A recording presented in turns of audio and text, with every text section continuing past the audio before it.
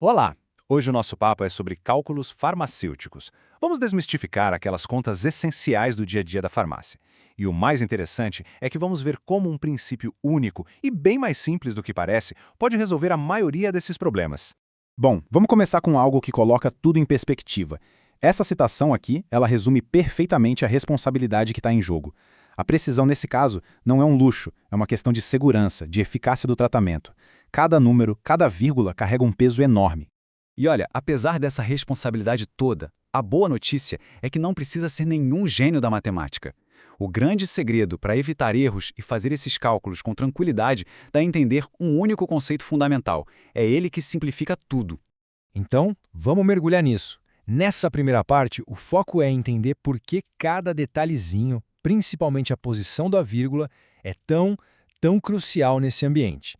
Uma analogia que ajuda muito é pensar na farmácia como se fosse uma cozinha de altíssima precisão. Sabe, se os medicamentos são os ingredientes, os cálculos farmacêuticos são a receita. E como em qualquer receita da alta gastronomia, a quantidade exata de cada coisa é que garante o resultado perfeito. E aqui está o tal segredo que eu comentei. Vamos apresentar agora o conceito principal, aquele que vai basicamente destravar a maioria dos cálculos que a gente precisa fazer, a regra de ouro do número 1000. É isso. Simples assim. A grande maioria das conversões de unidades que aparecem no dia a dia, seja para massa ou para volume, gira em torno desse número.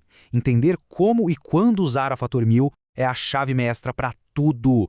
Agora, olha que interessante a simplicidade visual dessa regra. Dá para imaginar uma escada. Quando a gente desce de uma unidade maior para uma menor, como de grama para miligrama, o número aumenta. Então a gente multiplica por 1000. E quando a gente sobe de uma unidade menor para uma maior, o número diminui, a gente divide por 1000. E aqui a gente vê o conceito na prática. Para converter meio grama em miligramas, é só multiplicar por 1000, o que dá 500. No caminho inverso, 250 miligramas divididos por 1000 resultam em 0,25 gramas. É a mesmíssima lógica, só que com a operação inversa. Agora vamos pular para o volume para ver como a história se repete. A beleza desse sistema é que ele é consistente. A relação entre litros e mililitros segue exatamente o mesmo princípio do fator 1000. Então, 1,5 litro equivale a 1.500 mililitros. E 500 mililitros, meio litro. A matemática é idêntica à da conversão de massa. Uma vez que se aprende a regra, ela se aplica em várias situações. Essa tabela aqui funciona como um ótimo resumo, uma colinha do bem. É um guia rápido para consolidar a regra. Indo para unidades menores, a gente multiplica. Indo para unidades maiores, a gente divide. E o fator é sempre 1000. Ok, com a base bem sólida, vamos ver agora um truque bem prático para fazer essas contas de cabeça sem precisar de calculadora. É o atalho da vírgula móvel. A lógica aqui é bem intuitiva, na verdade. Se a gente está convertendo para uma unidade maior, como de miligrama para grama, o número precisa ficar menor. É por isso que a gente move a vírgula 3 casas para a esquerda. Agora, se o distinho é uma unidade menor, o número precisa crescer, então a vírgula anda 3 casas para a direita. Vamos falar agora de um assunto que costuma gerar bastante confusão: as concentrações em porcentagem. Como que a gente traduz aquele símbolo de porcento em uma quantidade concreta, palpável?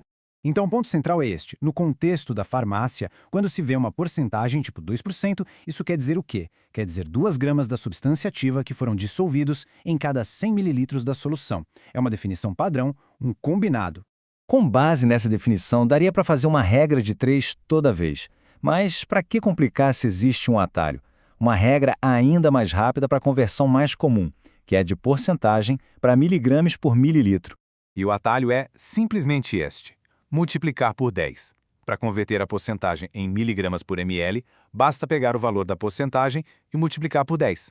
Só isso. Vamos ver como funciona. Lidocaína a 2%, multiplica 2 por 10 e pronto. 20 miligramas por mililitro.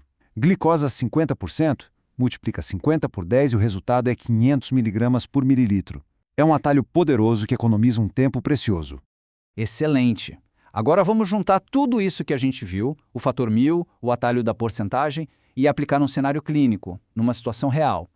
O desafio é esse. A prescrição chega em gramas, mas os comprimidos que estão lá no estoque são em miligramas. Essa é uma situação, assim, super comum. Como é que se resolve isso com total segurança?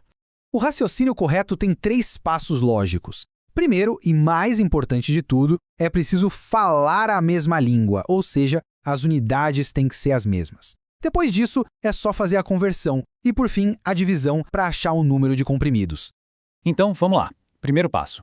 Converter 0,02 gramas para miligramas.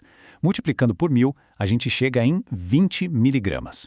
Agora sim, com as unidades iguais, dá para dividir a dose da prescrição, que é 20 miligramas, pela dose de cada comprimido, que é 10 miligramas. E o resultado final é 2. A resposta correta e, mais importante, segura, é administrar 2 comprimidos. Simples, rápido e sem margem para erro. Com o domínio do fator 1000, uma porta se abre para cálculos ainda mais avançados. Fica a pergunta no ar: qual seria o próximo passo natural nessa jornada? Partir para os cálculos de gotejamento de soro ou encarar as complexidades da diluição de medicamentos? O interessante é que ambos se baseiam nesses mesmos princípios fundamentais que vimos aqui.